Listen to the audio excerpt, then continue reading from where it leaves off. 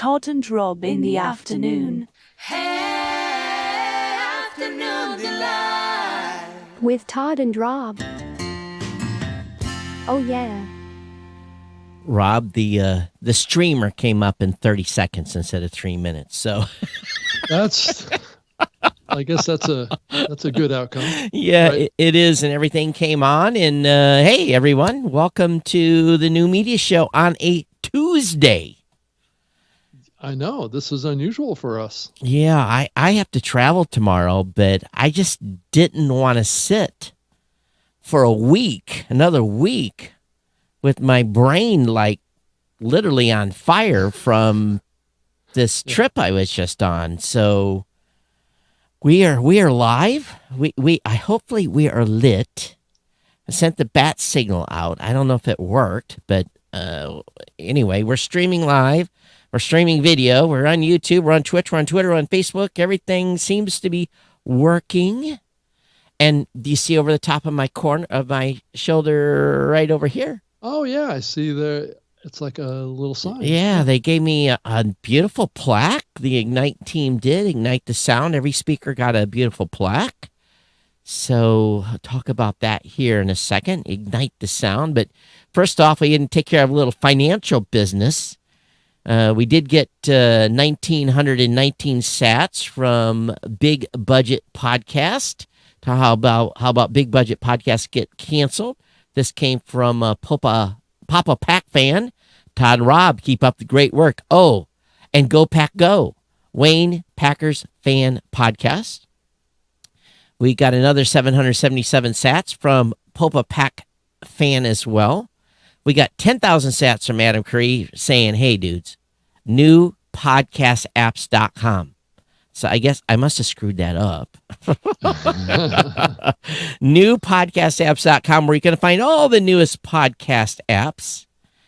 And let's see here. We got 500 sats from Mitch on the episode from when Dave Jones was on, and some test boosts and some other stuff. So anyway, a few boosts, not that many. Boost. So the boost tracker's on. So if anyone boosts during the show today, we will know that. But I've been a little in the haze here, Rob. That trip out really wasn't that bad. 21 hours out. Did a 7-hour layover in Frankfurt. Then on the way home, 3-hour layover in Frankfurt. And of course, a little longer to get back. But the conference was such, it started 4 in the afternoon to 11 o'clock at night. So I stayed up to like 3 and 4 o'clock in the morning. Wow. Which and then slept in the next day. Right, because it was like 10 o'clock. So I wasn't too out of whack. But holy smokes, I've got a lot to share. And of course, you were at NAB. Yeah. So where do we start? Well, I think we got to start with the headliner, and that's your trip to Saudi Arabia and that whole experience. I know I was asked to attend as well, but I had to decline for prior commitments. But yeah, I would have loved to come over there and experience that kind of. I would say it's kind of a little bit of maybe a breakthrough, as opposed to how a lot of people think about Saudi Arabia when it comes to new media and free speech and things like that. And I don't know if that's really part of that or not, free speech, or if it is. That'd be great. Let me set the stage. Yeah. They were a little slow in getting our flights booked and some of that stuff. It was like, everything was not fully organized, and I was a little worried. Mm-hmm. And everything came through. Visa came through. Got to Riyadh, no problem. Driver picked me up, took me to the Movenpick Hotel, which is about 5 minutes from the financial district. Yeah. And got checked in, beautiful room. Internet sucked. That was one of the few negatives. I mean, it sucked. It was 3 megs down and half a meg up. It's very hard to do business, and they said they had some issue, and in a couple of weeks it'll be fixed or whatever. But just off the bat, going through immigration, speedy. I was in through immigration 20 minutes. No checking my bags at customs, which shocked me, to be frank. My flight was 80% Westerners, and I was on a Airbus 330. So it was, because I was looking. I was kind of looking. I actually walked the full length of the airplane at one point just to get a feel. And then the hotel, one thing that the hotel, I can tell they're not completely ready for tourists. I was going to get some riyals, some Saudi cash for the souk. No ATM in the hotel and no exchanging money at the hotel, which is unusual for an international hotel. Any place I've ever went, they've exchanged money. Concierge desk really didn't give me any tips on where to go to eat. So those were the kind of things that I kind of thought was interesting from it looks like, they're very welcoming, very friendly, happy to see you. Where are you from? The whole 9 yards. But let's talk about the first day of the event. Before you jump sure. into that, did they do they take like Visa, MasterCard kind of stuff? Everywhere. Okay. So the whole trip, I did not need cash. I used my credit card the entire time, tap to pay, all modern, everything's modern from a terminal standpoint. Every imaginable U.S. brand that you can think of is there. Fast food, restaurants, you name it, they're there. The malls, full of American brands, full of people, busy, everything. It's a U.S. show as far as the, there's a little bit of, there's Hortons, that's a Canadian, I believe, and a few others. B&H, not B&H, another UK shopping store. They were there. But again, it was it's still a mall life there for sure. Mm-hmm. In the malls, 80% of the women were still covered, 20% not. And the 20% that were not, I would say, were 30 and under. You could see the ones that were covered, right, to know how old they were. But... No idea. Yeah. But I have some insights on that too. Oh. So the everything is, it's been 20 years for me since I've been in the Middle East, and it's still the Middle East. But there is definite like this massive change, and you can see it, and it's incremental compared to probably what it was. It's monumental. Everyone I talked to, I asked, how you'd be like to change? It's much better. Everyone said much better, much better, much better. Taxi cab drivers, asking people in the hotel, asking the overseas foreign workers, is it better? I went through the full litany of being kind of careful, but asking the questions. How's the change? What's it really meaning? So I think Riyadh is more conservative. It's the most conservative city in Saudi Arabia as compared to Jeddah. Jeddah is very more liberal than Riyadh is. Riyadh being the capital city, it's definitely more conservative. So I decided to get over to the event about 30 minutes before start. A bunch of us did. Got over there a little bit early, got checked in, got our badges. The organizers led us around, showed us where the exhibit area was, showed us where the speaker hall, or basically the main stage was, took us upstairs to where the breakout rooms were going to be, speaker room, the whole nine. Gave us the full, and Rob, home run. They had beautiful signage. You saw my pictures on Facebook from the stage. That was exceptional. Was it a 2-day event or a 1-day event? 4-day event. 4-day event. 4 p.m. to 10:30 in the evening, which for the Westerners felt a little weird. But there's no alcohol, so there's no place to go at 4 o'clock. Everyone's getting off work at 4 o'clock. Last prayers, 4:30 or so, 4:35. So everyone that was at work could come to this event because there's really Yeah. no there's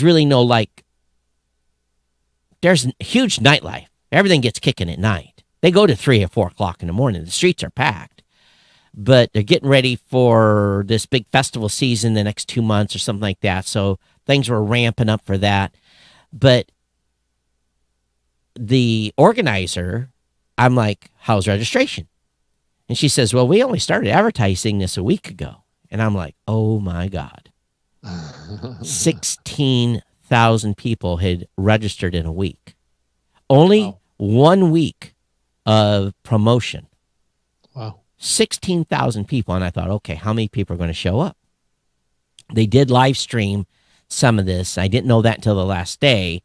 So I wish I'd have known, because I'd have pointed people at the live stream if I'd have known where the live stream was at. And so they had sessions in Arabic and English, and each of them were translated. So they had, if it was an Arabic session, you could listen in English, and the translators were really good. And I was told vice versa, they were good.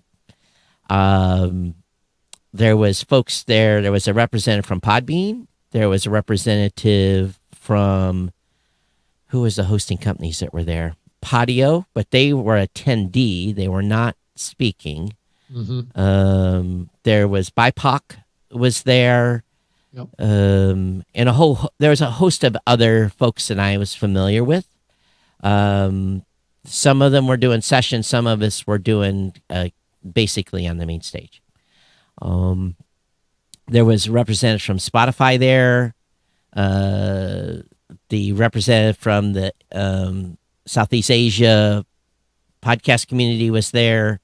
So, we're all just kind of chit-chatting, hanging out, checking things out. And I went to a lot of the Arabic sessions and listened in because I just wanted to know what was going on. It was a mix of men and women. And it wasn't 100% podcasting. It was about 90%. But people would walk up on the stage, and they were like superstars. Everyone knew who they were. I had no clue who they were. I had to go Googling and looking for these people to figure out who they were. Some of them were comedians. Some were commentators. No one from radio. Zero. There was nobody from radio at this event. Is there radio there? There is, but there was, as far as I could tell, no radio people. There were TikTokers, some YouTubers, some folks that have done podcasts, and some people that were from mainstream TV.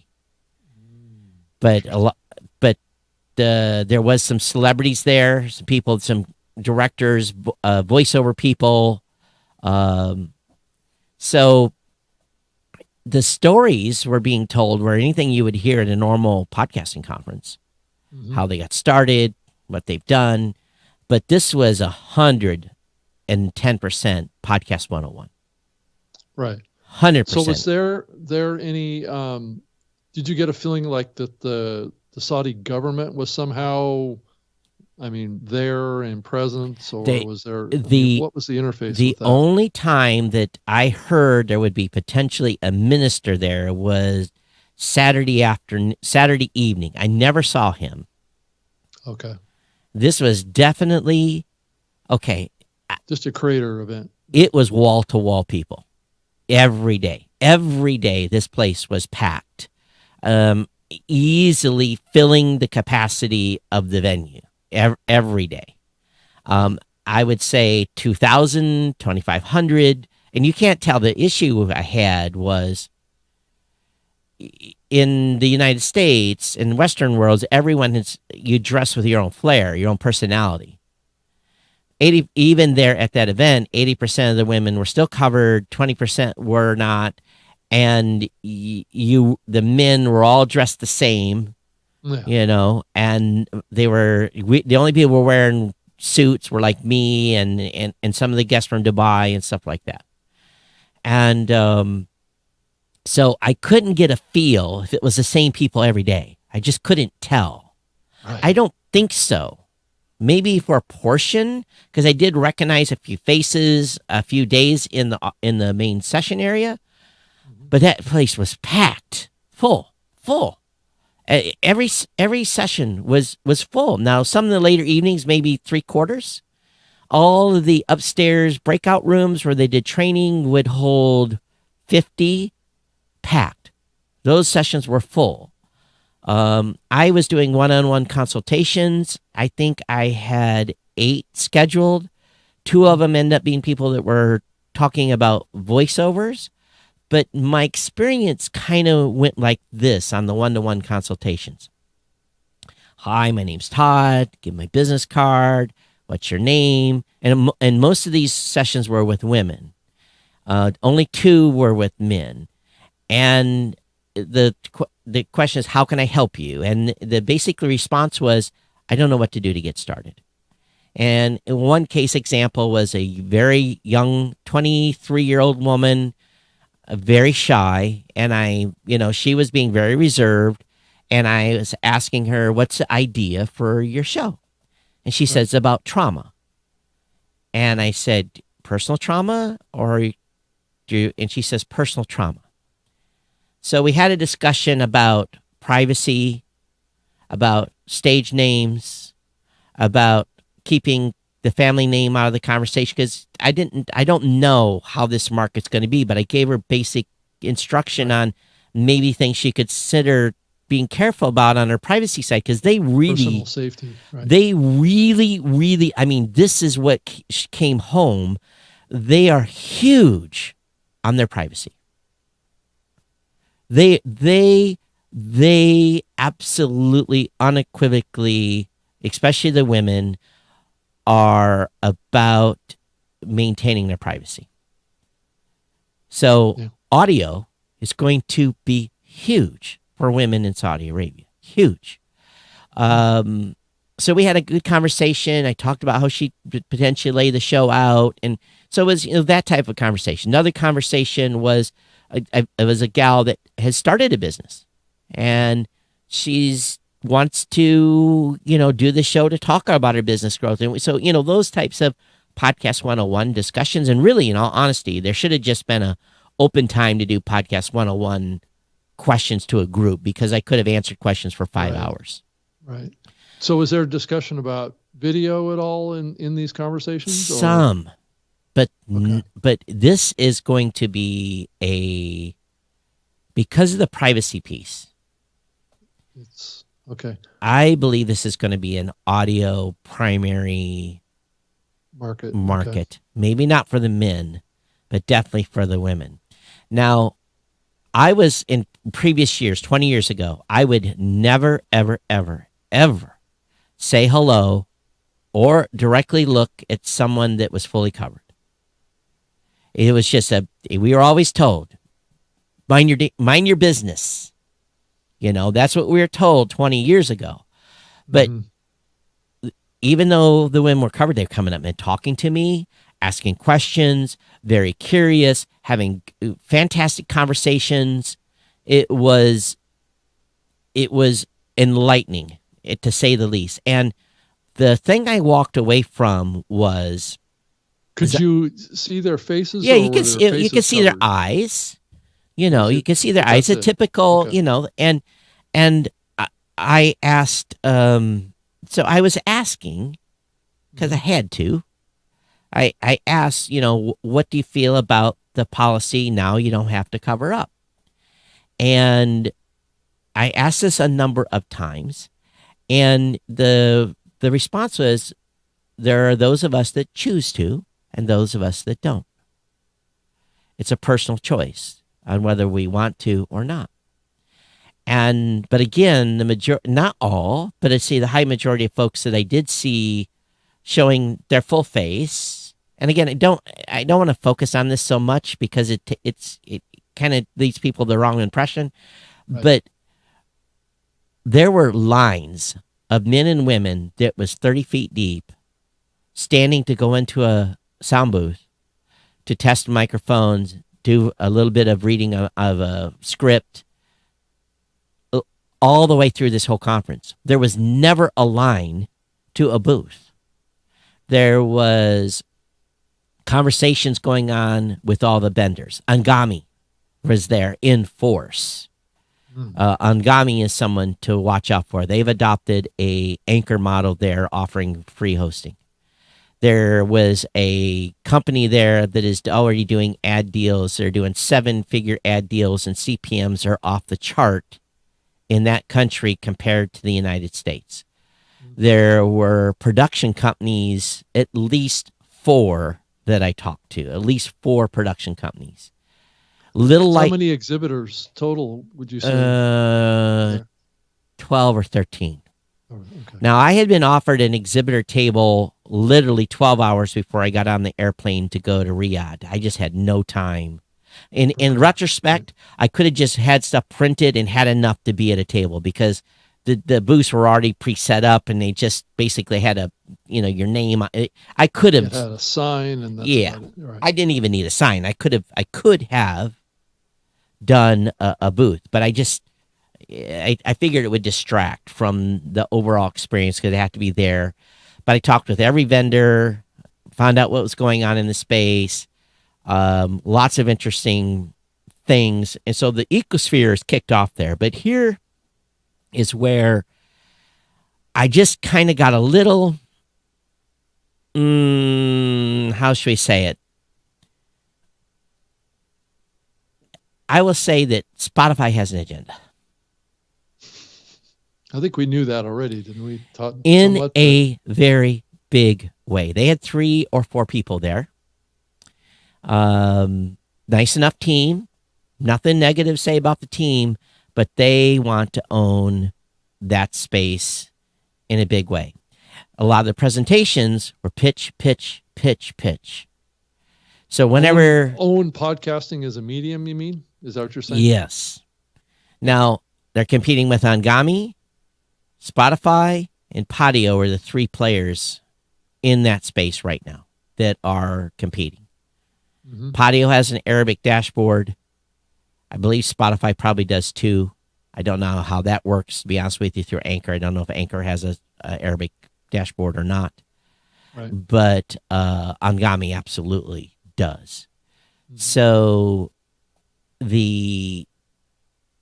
one of the reps from one of the companies said they had onboarded 7,000 creators in the Middle East in the last 12 months.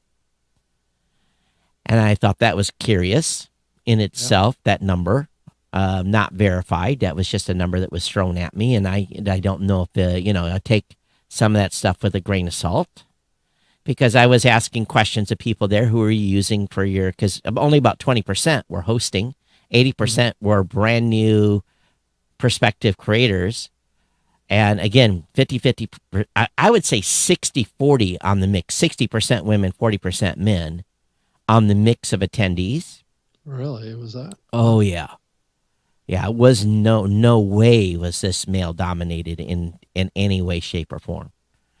I predict society and culture will be a big category. Comedy will be a big category. And a lot of creative stuff that uses voiceover talent will be scripted type of podcast will be big there. And business podcast will be huge. Those 4 categories. So it was I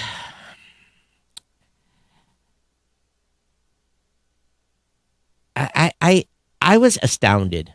I kind of almost knew prior to going I was going to have the same reaction, but I know there's some people out there that are highly doubtful. But yeah, that was the next question I was going to, or comment I was going to make, is that I still think that there's a lot of people that feel that you have to be cautious. It's dangerous going there. Oh, going to closed. No. To go there, right. No, not at all. And matter of fact, with my experience with the Middle East before, I never was. There was during their not post 9/11, there was some concerns in some countries, obviously. Mm-hmm. Right. But in Saudi Arabia, never, ever, ever, ever felt unsafe. People were welcoming. Thank you for coming. Where are you from? Same thing with every attendee that was at the event. I could tell it was all walks of life, different knowledge levels. But here's what I did ask. Okay, there are certain things you cannot say. Right, I would imagine. All And right. then how about language? From The- the standpoint of local language versus English, and then also, is there language sensitivities? so there is speech sensitivities, and as several people implied to me, we know not what to say. That was said several times, and it's essentially the same words. We know how to not get in trouble with whatever we're talking about. So, it's Speak around the topic, but don't speak around the about topic, and don't certain things. Now, Right. content, sexuality, big, Big on the negative side or positive. positive? Okay. So that's a topic that's apparently been pretty taboo. Mental health, self-care, Mhm. all the topics, some of the same topics we're seeing, relationships, Yeah. dating, Popular here. Sure. these are all topics that haven't had general conversations, and don't think there's going to be too much political stuff. Yeah. If there is, Speaking of politics, did you get a sense? Is there political partisanship there, or is it pretty much uniform because of the government Rob, structure? it's a kingdom. Yeah. So Okay, so there isn't like conservatives and liberal. well, type of no, what? Well, dynamics. I am sure that I asked, what does the older generation people think of all the change? I asked this multiple, and I usually asked him in a cab, right? Safe place to ask the cab driver, right? Mhm. And he said that almost to a person, the change is welcome, but people worry they're moving too fast from an older generation.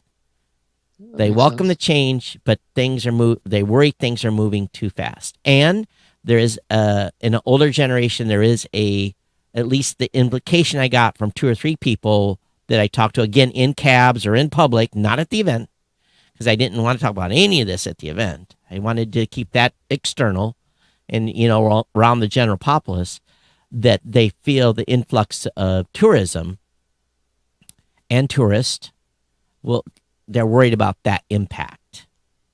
Right.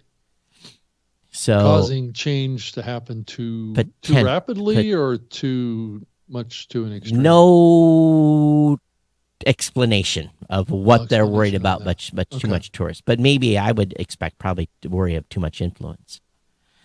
So, or change of influence. But, I kind of giggled a little bit because I'm thinking, okay, I'm in an event that had 16,000 registered participants, and I'm seeing 2,500 people at an event every night, and they all want to tell stories. They don't have to worry about the tourist. Well, that's This- already a bigger event than Podcast Movement, or right up there already. Right. you know? The tourists, and I mean the change is going to come from these stories. And it's probably going to be about a 75 Arabic, 25% English. And I made the comment during our session. I said that they have an opportunity to do an English podcast about the society and culture of Saudi Arabia and what's happening here, to educate the rest of the world, and tell the story from your perspective, not what the mainstream media is telling us. That got a round of applause. Yeah, I mean, it's a way to get around the narrative that can come out of the press in other countries interpreting what's happening in Saudi Arabia. We had 35 minutes, and 4 of us were speaking, and so he had to be quick. So I was hitting the high points. Podcasting is open. Podcasting, there's no rules. Podcasting, you build your brand. Podcasting is about being everywhere, not locked down to a single platform. It was just like the top line talking points. That's what I was trying to get out. Got maybe a minute to talk about Blueberry. That was my approach, and my approach got a very good reaction. Matter of fact, James Fridland said you got 3 rounds of applause. No one else did. That's good. Whereas some others were beholden and to a bit Spotify's the golden goose that laid the egg to a certain extent. We're investing a lot of money. We're investing in, all these talking points about, we're leaving a creator society and da da da da da. I'm just thinking to myself, oh well, that's working out well here. So it does look like to me that Spotify is investing in some shows at a much more lower price point than here in the United States. And again, I don't know if they're locking up shows or not. It kind of sounded like that. Sounds like they're putting some money. So you're talking about exclusives is what they're trying to sign. They didn't call it exclusives. And I really didn't get the full lowdown on that. They probably don't want to use that term because it's a loaded term now. But it was a interesting, because I'm there representing, and there was the reaction I got was, you have an opportunity here. This is going to be an explosive market. I see great potential. You're going to have great storytellers in both English and Arabic. You have this type of line of discussion, and there's no rules. I kept saying, I said that a couple of times. I talked about RSS being open and the ability of it being to be everywhere and not just a single place, and the value in that. And, my typical spiel. I'm hoping we get to see the recording of it sometime. Did you get a sense that that all of the listening apps that are embraced here in the U.S. and Europe are also embraced in the app stores in Saudi Arabia? Apple Podcasts was talked about a lot. Were they? Okay, yeah, good. But they're high. But in Asia, though, high Android usage, and this is why Spotify's made such huge gains in Asia, is because no native Android app, and Google really hasn't picked up the ball. So Spotify's coming cleaned up just by default, because they're and I'm sure they're subsidizing bandwidth in some of those places too. So would you say that the iPhone is pretty big there? In Saudi, for sure. I was watching phones left and right, and almost everyone had an iPhone. Yeah. But again, different economic status there. Yeah. That's kind of why I thought. Yeah. That. So I just and I was just trying to get the feel, and people are a little shy, you're a Westerner walking around, and I had to engage people. People weren't coming up to talk to me, and I would come and say, "Hi, nice to meet you. How are you enjoying the conference?" To kind of kickstart the conversation, because otherwise they were afraid to speak to me. But there was something that was said to me that I was shocked about, and I would like at some point for someone to back this up. The number of folks in Saudi Arabia that can read Arabic is much lower from people can speak and read it, but writing Arabic is a much lower level. And I thought, when you say lower level, fewer people are able to do it? Right. Is that what you're saying? Yeah. Okay. And that kind of blew me away. And so is it because it's a very difficult written language? Again, this was just one person told me this, and I thought it was a little weird. And so I haven't had a chance to validate this with somebody in country to tell me where, if maybe I can find a statistic somewhere or not. But it was very big. People said you have to have an Arabic dashboard, because the number of folks that speak English is not as high in many other locations. There's a fair number of people that speak English, but they're like several of my taxi cab drivers just, maybe knew 10 words. And so a fair amount of the content that's going to be produced out of there is going to be in local languages. I think it's going to be primarily in Arabic there may be some dialect stuff, but because there's a lot of dialects, or I don't know if that's the right word, but regional varieties of language. But I think pure Arabic is going to dominate for sure. out of the region.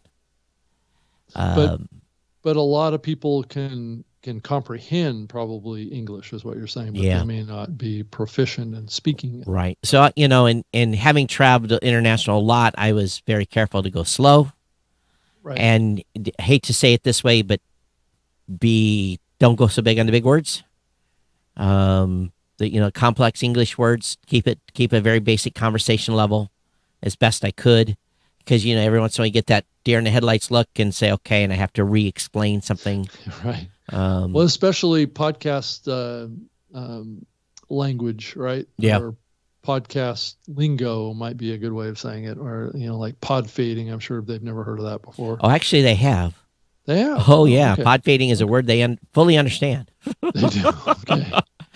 Well, so big picture with that region of the world, did you get a sense of what the overall population that we're talking about of that country is, and what the influence is in the regional area, like Dubai and those? I mean, is there like a lot of overlap that happens? So I Googled it because someone said 600 million, but there's 300 million Arabic speakers, according to Google. Just in Saudi Arabia? Well, no. Full region. Egypt. Okay, Egypt. Dubai. But, if you look at Dubai, Dubai doesn't have that big of a native population. They're actually, well, it's a small country. It's an expat country is what it really is. So I figure 500-600 million is the top end. Right now, for sure, Egypt is leading in content creation in the Middle East. Egypt is number one, according to Angami. So is there any podcasting events or activities did you get a sense or hear about that are going on in Egypt? I think there's a bunch, and I'm like, how do I get on that radar? It sounds to me like there was a lot of regional stuff that was going on, because Spotify said, folks, hey, we got to leave today because we got another event somewhere. And they didn't say where. So there is a whole bunch, and of course Southeast Asia too, a bunch of stuff that's happening there. So it's early days, for sure. It's early days, but there is a hunger. It reminded me of 2008, 2009. The hunger. Oh, as far as where they were in the development excitement stage. Oh, excitement stage. Okay. Excitement stage with a diverse crowd, not just all guys. The diversity piece, especially when it starts out like that. Oh yeah, with a higher percentage population of women involved. And so, I would say that probably 90% of the people that were at that event were no older than 40. But isn't that indicative the whole kingdom? Yeah, it's tends to be pretty young. The statistic I heard was 63% of the citizens of Saudi Arabia are under the age of 30. Interesting. And I wonder why that is. I don't know, but I do know that women are killing it when it comes to new businesses and startups. It was just one after the other. Yes, I have a business. I have 12 team members. They're all ladies, and on and on and on and on. And I'm sure that they were very, very proud, wanted me to know. And everything from PR firms to every business you can imagine, and they're all like doing the same thing. Any other business is trying. How can I market? How can I get out there? How can my voice be heard? The whole 9 yards. Did you get a sense if the attendees came from places like Egypt? No, this Dubai or Riyadh. Those places? This was Riyadh. It was all Riyadh. All Riyadh. I talked to one person that was from Jeddah. Everyone else was local, for sure. Because I was asking, where are you from? Oh, I'm here from Riyadh. Mm-hmm. But I sent an email to Jamie and the Nolan team that was the organizers of this, and gave her kind of a list of my feedback. I basically said, one, it'd be nice if you have a networking event. No Wi-Fi event. I had one. My T-Mobile phone was the only phone that worked there. My Verizon phone didn't work, and I didn't get an eSIM. So there is Wi-Fi available to everyone, though. You have to authenticate with your email or your telephone number. There is a registration process to use Wi-Fi there. So did you get a sense at all about the availability of audio equipment and things like that? Was there sources? Yeah. So this was interesting. There was one equipment vendor there, and his equipment was, well, not what we're using here. And I said to him, can you buy Rode here? And he got kind of defensive. Oh. Yeah, but he wasn't a vendor of Rode. He had some other equipment. And I looked it over, and it was, a lot of probably stuff that's come out of China and stuff that I had no name. But so I asked another. I said, what are people spending for equipment? And the answer I got was 2,000 to 3,000 riyals, or SAR. Now let me do that to U.S. dollars. That's about 2,000 SAR or 2,000 riyals is 2,000 to 3,000 riyals, which would be $500 to $750 being spent on gear, Rode, Shure SMB7. So they're spending money on good equipment from that perspective. Do you have any idea, is Amazon available there? Amazon is available there. They are there. Mm-hmm. Okay. Matter of fact, the BIPOC founder, oh my gosh, I'm forgetting her name. Starts with a T. I apologize if she's listening. Tangia. Her brother and sister actually live in Riyadh. Oh, and okay. She brought her child with her, so she visit the auntie and uncle. And we went out to dinner one night. We went to Lebanese food, and it was fantastic. Best meal of the whole trip. And we were, talking. And matter of fact, I asked about Amazon, and the brother was like, "Oh yeah, my girlfriend's killing me with Amazon purchase." So it's the same. Yeah, right. So to what extent, I don't know. But well, it's good that they have access to that, so that they would be able to get all the equipment they need. I would think so. Do. But and again, yes, you're driving down the highway. It's every fast food restaurant, every chain, every major chain that's there is there. So did you get a sense that these production companies that you talked to were working on what would be considered to be kind of more advanced podcasting projects, like storytelling, true crime stuff, any fiction stuff? Well, I think, are we still at the beginning stages of just conversational shows? I think all of the above, but I think here's the interesting thing. Mm-hmm. I told the audience that I don't edit. Yeah. And why?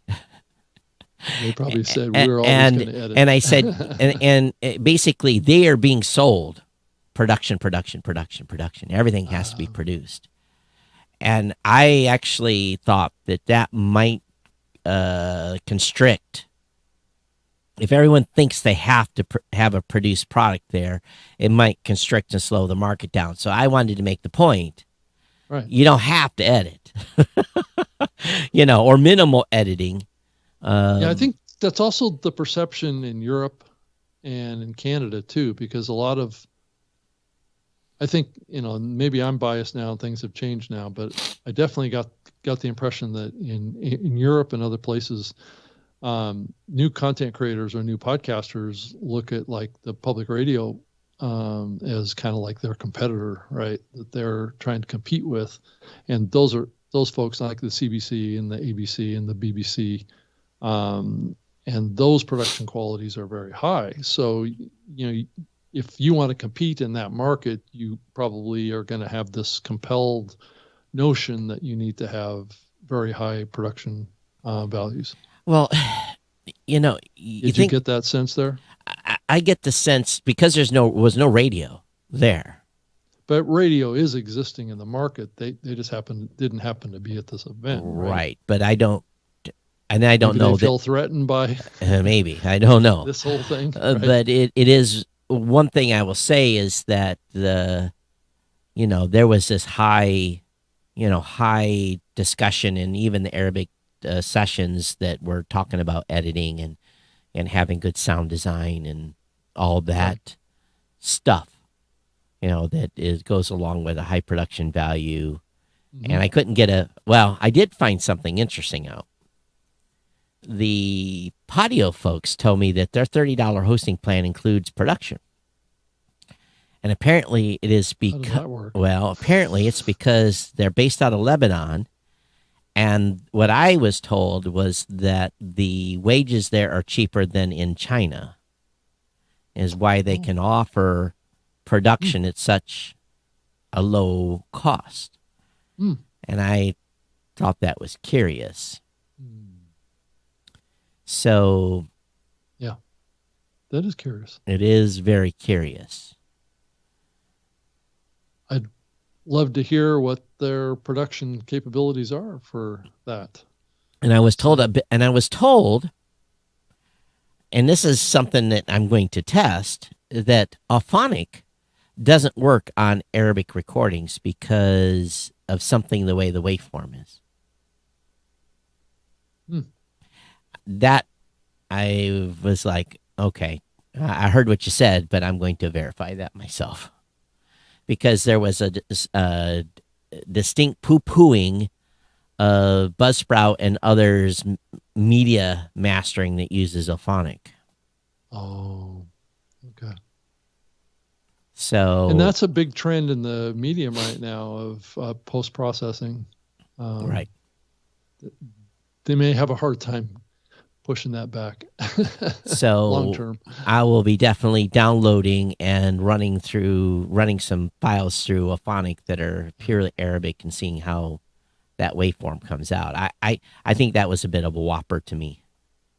That one was like, okay, I heard what you said, but and I know she's listening. of course. Yeah, it was.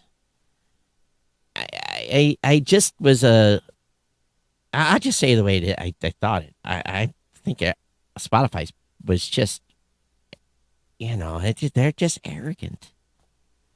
Their team was nice, but the messaging they come across is, we own it. This is ours. This is ours. It belongs to us. And we giggled because when we went backstage, I told the Spotify rep, I said, we got an internal pool at my company. How long you guys are going to last with Anchor? He kind of looked at me. I said, my prediction's 10 months. I said it to his face. I said 10 months before you roll it into Spotify. And he didn't say anything. He didn't react. He didn't giggle. He didn't say nothing. So I think I got pretty. I touched something there. Right. So I was like, okay, it's all cool. But they are definitely looking at video in a bigger way. They seem surprised that there was video podcast on Apple Podcasts and other places through RSS feeds. They were surprised by that? Yeah, it seems to be like there was really? Wow. Yeah, I have been doing that for 12 years. That's what I was going to say. Don't exactly have a lot of historical knowledge, do you? Yes. So, and I was also trying to make that point when I was talking to people too, but I don't know. I don't know if the video piece is, I only heard a few people were talking about live. Again, it's an, magic of the sound, or. Well, I think a lot of people are making a big deal about video now, and I just don't think it's as big as people perceive it to be. I mean, it was maybe 25% of the market when the medium started. Mm-hmm. With like we do with this show, there's a video podcast feed that has a downloadable episode in it. So we have to be clear what we're talking about here. But even though those will say, we shouldn't parse this conversation based on technology when it comes to referring to a podcast, right? The listener is in control, right? It can be whatever it is, and we'll call it a podcast. Well, that's not my point. My point is there's different types of podcast distribution. Yep. And just uploading directly to YouTube is one type of distribution for a video podcast, but it's not the only. So, right. Anita says in chat, this is Anita Soye. Yep. And she's over in Indonesia. Mm-hmm. She says, does it happen because Spotify was there first or some brought it there first? No, Spotify has boots on the ground. In Saudi Arabia. Yeah. Well, they're in Dubai, but they have boots on the ground in the Middle East. And so does, and so does Angami. Well, yeah. Well, they're based there. Yeah. Right. Yeah. They're based in They're Dubai, based I in, believe. yeah. And of course, Padio, based in Beirut or Lebanon. Lebanon. Okay. Yeah. So I get maybe Beirut. It's in Lebanon someplace. So and there's a bunch of kind of audio enhancement companies that are and transcription companies out of Tel Aviv as well. So there's a bunch of audio tech kind of companies going on. I mean, there's quite a bit of activity in that part of the world already that's been going on for a long time. I know I talk to folks regularly from Tel Aviv that are working on high-tech project. It's almost like it's a startup area of the world, right? Right. There's a lot of smart people there that are building technology products. Yeah. So I'm not surprised that this whole thing is happening. Yeah. I guess I'm surprised that Saudi Arabia is opening up like this. Well, certainly it doesn't have a history of behaving like this. Rob, it was 110% completely off my radar. I would have not known. Right. And why is it happening is also my next question. The why is because, KSA has had to he has had to make changes. Mm-hmm. Because of the younger demographic? Because of the younger demographic. Absolutely. Unequivocally. 2,222 sats from Mike Dell. More ducks for the collection. Thank you, Mike. The audio didn't come through. I don't know why. Yeah, it was an interesting. I want to go back. Did they talk about next year event? I would. Well, we'll see, because this is a 4-tier system. The next event they're going to have is on video.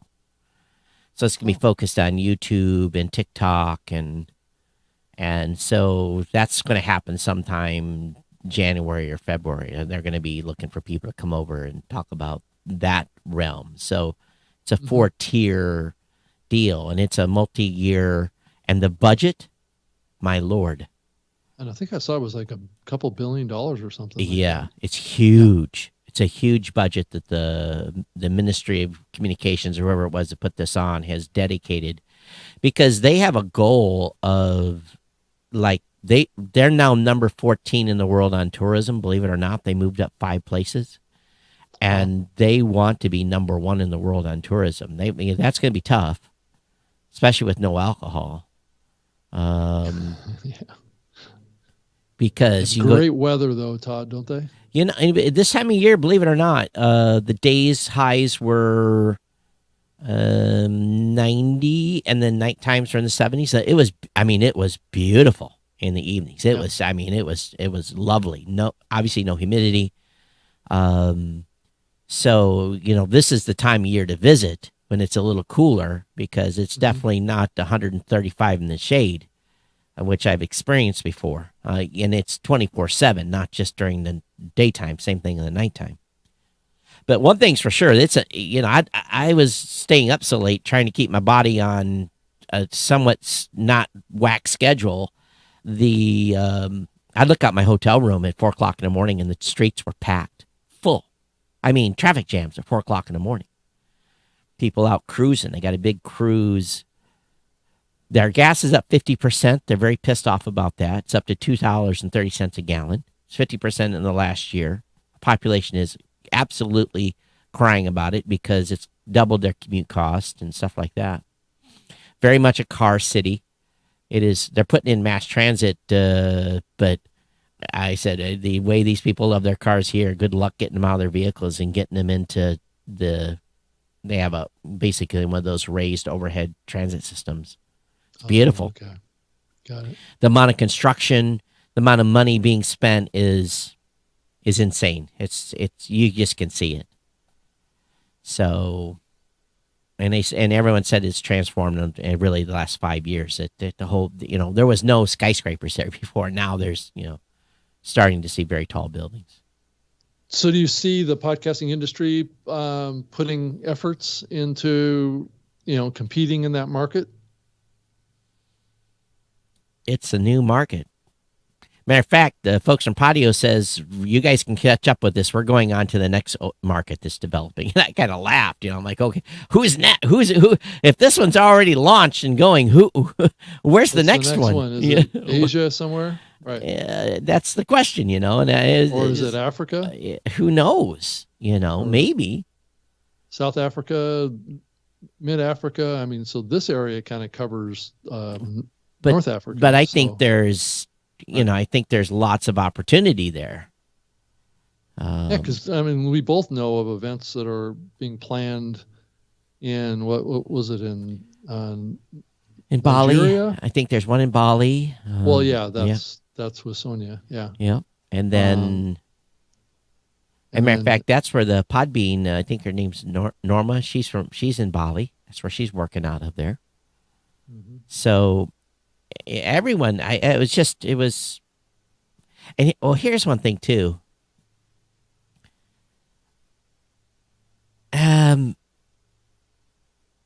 It's diversity by default there because it's a diverse and intermixed community. There is, does Saudi Arabia have racial diversity? Really?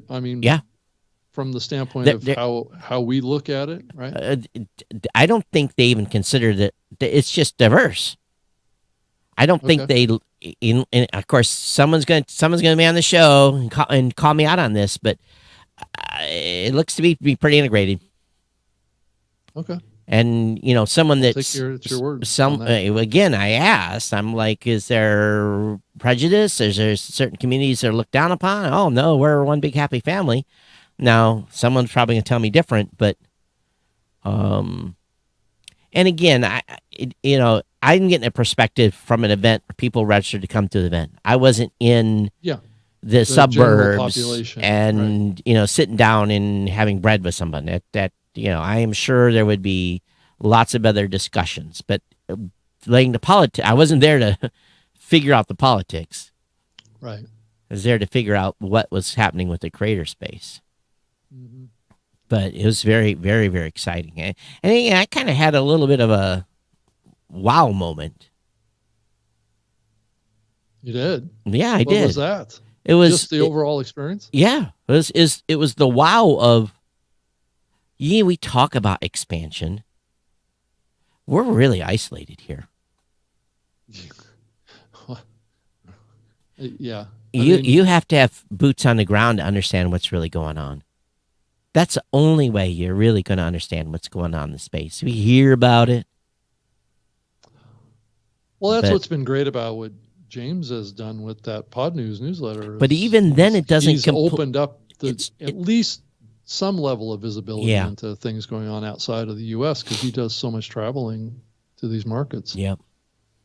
So it's been really helpful. I've been keeping my eye on the global stuff. Some of the episodes that I did in my old podcast feed, which is still live, was talking about the globalization of podcasting back in 2013. I was talking about this stuff.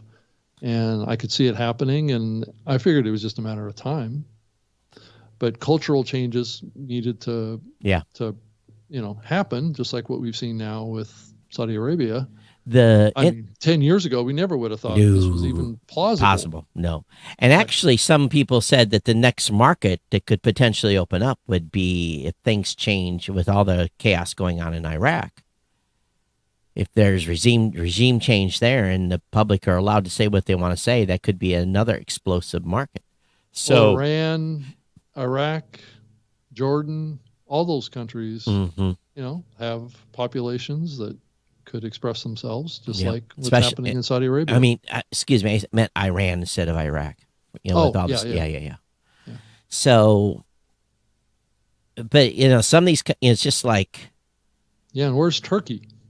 I don't hear Turkey being talked Oh, about I too much. yeah, someone was saying something, but I didn't hear too much. And then So there's Russia, and then there's China, but those are separate conversations. right, Yeah. yeah, I don't think you can talk now in Russia without getting conscripted and sent to the front line. So I think you're Well, my son lives there, so I yeah. get direct feedback from Oh, him. I'm sure, and I wish he would leave. And what's actually going on there is not what we're being told. Oh, But that's of course, it's right. yeah. There's a big difference from what I'm hearing from him. So anyway, we just spent So, an hour on this Riyadh thing, yeah, but yeah, so I'm sure I saw some Facebook posts, and I understand. I went there with I'm a no bullshit kind of guy. yeah. So I just, I I kind of figured wanted if to you were know. going, Todd, of all people, you would do the underground investigation before you would take a risk like that. Right? Well, I watched 100 YouTube videos before I went, and then and so I used some of the stuff I saw on YouTube as an example to ask people. I said, "Is this really happening?" And Yeah. people said yes. And while it's still the minority, it was yes. And it's, you're not getting arrested and thrown in jail for it. So, but it's still the kingdom of Saudi Arabia. So that is, one thing people will have to deal with. And, the politics aside, I hope the creators create stories that create change, and this younger generation's hungry to. I'm excited for them. I'm really excited for them. I'm excited to hear the stories that come out that I'll be able to listen to in English. I'm all in. I'll be hitting that content up hard because I want to hear this, because I'm sure some of it's going to be on the edge. And, I said internally to my team, and I think this is maybe what all podcast hosts are going to have to think about, is the government wants companies, and I don't know what this means politically, but the Saudi government has said they want companies that are going to do business in Saudi to establish presence there by 2024. And those that don't before that date or after that date are not going to get as much cooperation with the government. They've set a deadline for international companies to start doing business. Okay, so if I establish a business in KSA, then what if I have a podcaster that wants to remain private? Am I going to be able to allow that podcaster to be private? Those are questions yet to be answered. So I don't. Is there going to be content that's produced that will give you that insight, Todd? That's going to be produced in English. I hope so. I just, I'm a big freedom of speech person. I'm big about privacy. So I want this to thrive. Yeah. So, like, again, I appreciate the trip out and the having, again, just full disclosure, the trip was fully paid for by the event organizer, which was a government ministry. So, full disclosure on that. But again, I saw none of their presence whatsoever, only the agency that organized that. So, yeah. So the government did pay the bill to come out. So I was not constrained or instructed or was given any type of, guidelines on anything I could or could not say. So I just want to say that up front too. Yeah, that's good. I mean, did you get a sense of any kind of monitoring of your activities or anything? No. Okay. No. Well, I'm sure the internet is monitored there. So they have a firewall. You're not, someone asked me, can you get to a porn site? And I'm like, I did not try to go to a porn site. So was it you or someone that posted that Verizon didn't provide very good internet access? Verizon sucked. But it was T-Mobile was great. T-Mobile, they have a partner with Verizon supposedly does too. I thought it was going to work. Verizon, I could get text. That was it. No data. Right. So get an eSIM if you go there and you're on Verizon. That's the only way you're going to get internet. Yeah, I'm on T-Mobile anyway. So. Yes, T-Mobile was fantastic, as usual on international travel. So anyway, we've talked a long time on this. Rob, how did things go in New York? Well, there's a lot of stuff going on in New York last week. So there was lots of simultaneous events. It's really kind of an odd thing that has happened this year, and I'm not sure why it happened that way, but I think there was like 4 simultaneous events that had some tangential relationship to audio and podcasting that were going on at the same time in the same area of New York. There was the IEB Leadership Summit, and then there was the Podcast Futures, kind of event that went on as a tandem to the NAB. And then there was Advertising Week that was going on simultaneously the whole week as well. So there was a lot of people that went to this event or went to New York and either splintered their time across all these things, because some parts of the podcasting space went to the Programmatic IO event, which is another event that was going on, talking about programmatic advertising. So there was a faction there. There was a faction at the IEB Leadership Summit, and then there was also others that were at the NEB, and the NEB had panel sessions. Stephen Goldstein had sessions there, and then also at the Futures event, which I participated in, of all things, I have to say, a Gen X panel, or a Gen Z panel. Sorry, not Gen X, but a Gen Z panel that I was surrounded by people that had deep knowledge about Generation Z, which is, the age group of about 15 to 25, and their impact on podcasting, which I thought I did a lot of research before the panel session just to get up to speed with what was going on with those folks. And what I learned from the session, doing the session was that generation, I think there's a lot of hope that generation is going to really reflect the values of podcasting as we look to the future. And they're picking up podcasting like crazy right now. They're having a big influence on it. I mean, I think you're seeing it in the Edison numbers, how important that generation is, like the 18 to 25 age group is a significant upslope in listenership as well as content creation. But the values of that generation are what are interesting. So they definitely align with more authentic values, more true to themselves, more socially connected, but very values driven. And those are all very compatible things to, I think, the early days of what drove podcasting to its appeal.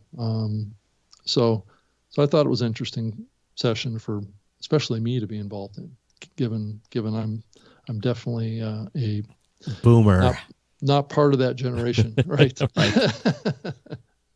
But I'm fascinated by it, and I certainly want to learn more about what they're bringing to podcasting, no question. So did you get outside the booth to see much else? Yeah, I mean, not a huge amount. I think there wasn't a lot of podcasting companies at the NAB. There was Podbean, Libsyn was there. That's the booth I was manning. And then there was just the mix of audio equipment companies and things like that were there. Sure, Audio-Technica. How is your traffic? Well, I took the train down every day, so I went back and forth from home down there, so I didn't stay down there. Now, how was the booth traffic? Well, the booth traffic, it was actually pretty good. I think they had, I think they said that they had probably close to 9,000 people at the event, which is pretty close to the peak prior to the pandemic. I think that event peaked back in 2018, 2019, probably at about 13,000. So it's a moderate size event. It's certainly nothing like Las Vegas NAB. But even Las Vegas may be the last one we went to. You were there too. It was about half the size. Right. So it looks like this event has kind of made further progress on coming back than even the Las Vegas event. Any rumors on how the other events were attended? Based on the social posts and just the internal discussions that I've heard, that lots of interesting discussions around programmatic, brand safety, brand suitability discussions. I mean, the whole augmented reality. I mean, not augmented reality, but the AI technology being applied to apply context to transcripts and be able to spit out rankings on brand suitability and whether or not a show is going to be uncomfortable to an advertiser or not, which is so exhausting. Something that we haven't really talked about on this show, but I definitely want to bring some experts on that into the program for us to kind of cover, and just so our listeners have an idea of what's going on there, because there's definitely a lot of activity going on in that, trying to keep brands safe in advertising and podcasting. But I also think that there's a lot of utilization of transcripts that are expanding in the medium. And I'm not sure that we fully covered that topic either, of what is the scope of transcripts when it comes to podcasting. And, obviously beyond the ease of access that, like you guys have enabled in your web player and things like that, which enable, deep kind of pathways into, chapters, but applying this concept of context has always been kind of like the holy grail of where I always thought this medium was going to go eventually. I mean, this whole keyword based searching stuff was always problematic because of missing the context, right? Right. So I'd say that was kind of the big thing. Just advertising in general continues to ramp up in its importance and perception in the medium. The professional, it just rides along with what we've been talking about on the show for months now around the professionalization of the medium, and how big money is more and more looking at that as a key driver, and some other aspects of podcasting are kind of not necessarily getting as much focus as they used to. Well, so I don't know the big money's here. I mean, if you agree with that, Todd, or do you think? I mean, I think it is a maturation of the medium that we're seeing happen. It's obviously they got to make money because they got to make these big investments pay off. Well, there's been big investments, right? So the expectations are there, and we're also in a economic struggle right now. I mean, no more free money. Right. We're seeing a lot of the bigger companies get squeezed right now, but how they're getting squeezed may be more to do with how much they were spending prior to. Oh yeah, they're spending $250,000 per episode on content creation, and these guarantees that were put out. There's this expectation at the higher level of the production tree here that even before a show starts, they should get a big chunk of cash from a platform. And that expectation has been set in the market. It's like what happens in Hollywood with a TV show, right? Well, they get what they pay for there, because guess what? Sometimes it works out. Sometimes it doesn't. That's right. There's no guaranteed hits. You can't guarantee an hit. Nope, not at all. So sure, there's advantages by being with a big brand, and with a big celebrity, but that doesn't guarantee, as we both know, Todd, that just because you're a celebrity doesn't mean nothing. Squat. Yep. Right. Keep your production costs low. Keep creating content. Keep building audience. Right. It can work out very good. Yeah. If that talent is capable of connecting with people at a level that is compatible with the podcasting medium. The key is finding the talent that'll do that. They have a story and they have an idea, then they try to go find talent. Well, come on. Yep. Someone said to come from the talent. It can't be just. I did hear a gal that told me she says she loves podcasts out of Gimlet. They're so produced and so tight, and I was like, but that's a production. That's not a podcast.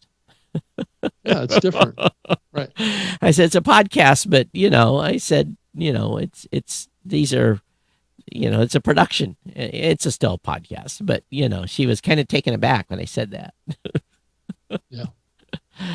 And I said, what is your podcast? Is it going to be highly produced like Gimlet? And I said, it's going to be very expensive to do that. Or just a lot of work on your part. Right.